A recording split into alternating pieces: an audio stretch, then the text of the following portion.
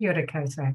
Lovely to be with you all today, albeit remotely, and hope you're all having a wonderful session together.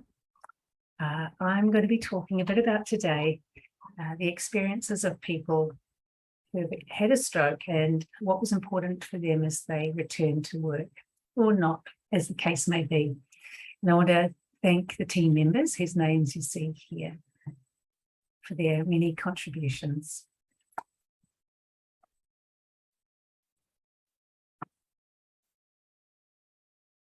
In New Zealand, about a quarter of people who sustain a stroke in New Zealand are under 65. And so return to work is a really important rehabilitation aim for many. The study that I'm talking about was part of the wider EVOC study, and our aim was to really understand the experiences and trajectories of people who had and had not returned to work after stroke. We sought to clarify what resources may better meet their vocational aspirations and support them to return to meaningful and sustainable vocational roles. We also wanted to work towards equitable outcomes and vocational rehabilitation, access and experience, and address a disparity between services for those with non-traumatically acquired health conditions, such as stroke, and those whose rehabilitation is funded by ACC. So we undertook a qualitative study through face-to-face interviews, in person and online. And we used reflexive thematic analysis methods within a broader realist research approach. We talked to 31 people from across New Zealand. About half of them came from Christchurch and the remainder from places such as Wellington, Rotorua, and Hamilton. Just under half of our participants had received some vocational rehab after stroke. And when we talked to them, about 60% were working. And about 60% of these folk were part-time. And while most were generally really satisfied with their role, around 1 in 6 were very dissatisfied. And we sought to gain some clarity around what some of the barriers might be for people as they return to work, and impacted the sense of satisfaction with the work that they went back to. So what did we find? Well, at the heart of it all was a centrality of their changed and changing occupational identity and their desire for opportunities to explore this within positive environments and interactions. And this exploration often began very early after stroke, sometimes within hours.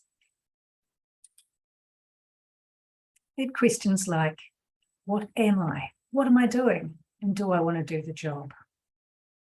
Others talked, though, about needing time to work through grief and a sense of loss of identity.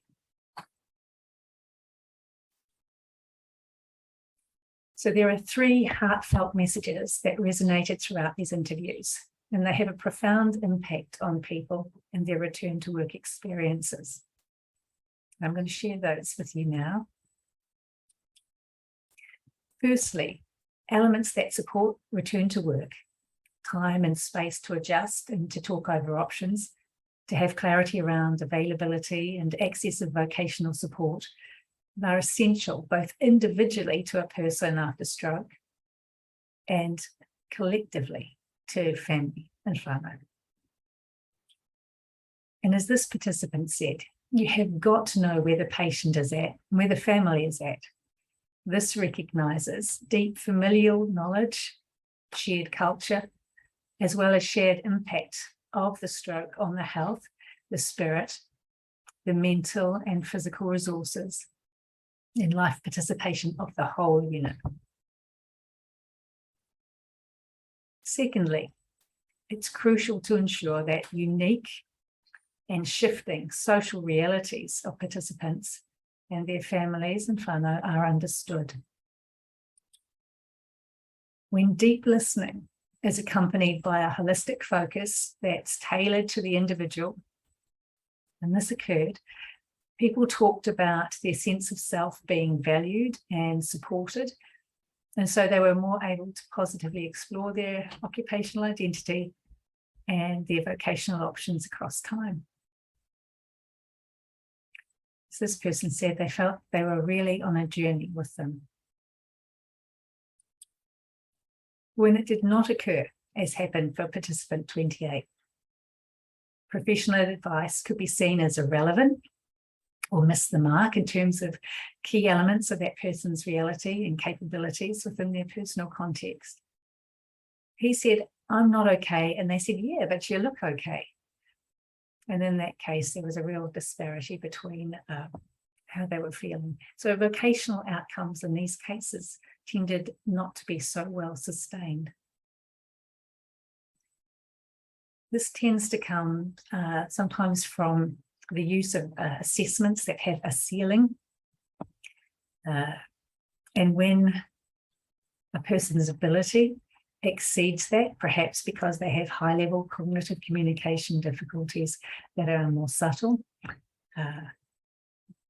they may do very well on assessments, but when back in the complex demands of their workplace or increasing demands of that workplace over time, they know that they're not able to operate in a way that they used to. And there's that real sense of loss of ability at those times, not always captured through assessment and in the therapeutic relationship context.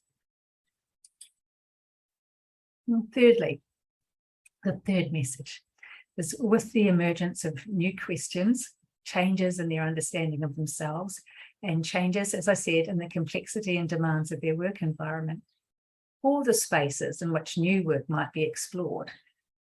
Participants also wanted open door vocational support over time to reflect the dynamic nature of life after stroke. They did not want a situation where it was speak now or forever hold your peace.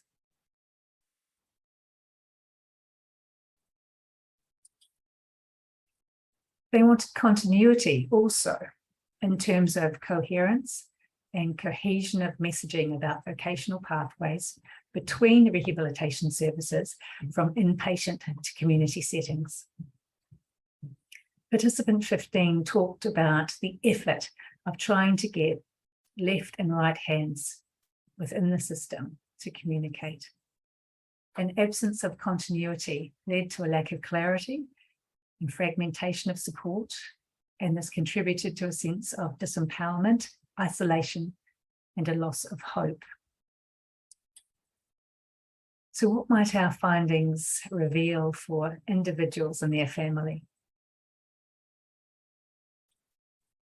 Well, early opportunities to explore a broad range of work skills and contribution to others provided a forum in which confidence, hope, self-awareness, and purpose allow the retained strengths and capacities of an individual to come to the fore and be built on.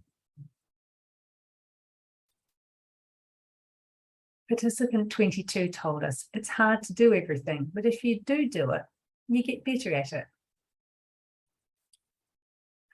As Alice Hill and colleagues highlight in their life thread model, it's these strengths and capacities that provide a continuous thread between an individual and their family's past and present, and it helps to retain and promote the essence of oneself in life after stroke, around which a changed and changing identity can be woven and expressed in vocational roles. So this thread of retained strengths provides for greater clarity, flow, and momentum as people who have had a stroke, their family, rehab providers, and employers consider their return to work. So to the development of vocational services in New Zealand. We know that people have concerns or curiosity about work within hours of their stroke, but may be unsure of what could be considered, what to ask, and where to go. Participant 14 really sums it up. There's a need for guides and partners from woe to go. You know, if somebody comes into the hospital and says, right, I'm going to be here as your guiding light to guide you and your partner, your family through your journey. There's no end date here. It's just, you've got a journey. Partners and guides that are proactive and responsive to current and future needs, which means being holistic and individualized, illuminating and resourceful, providing maps and resources that are available from the beginning of life after stroke and continue to be with someone over time rather than doing for them in a point of time.